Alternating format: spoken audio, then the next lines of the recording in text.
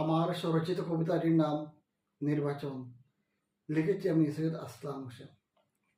নির্বাচন হয় দেশে জনগণের ভোটে, নির্বাচনের গান শুনি সকলের টুটে।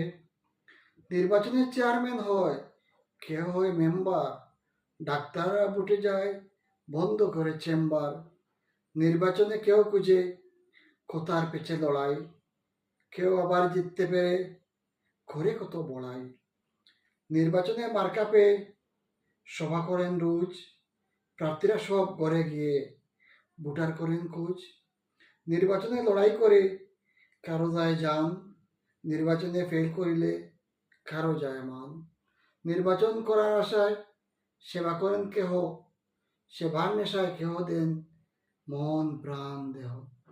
নির্বাচনে জিতলে কেউ মিষ্টি খাওয়ান কিনে, কেউ আবার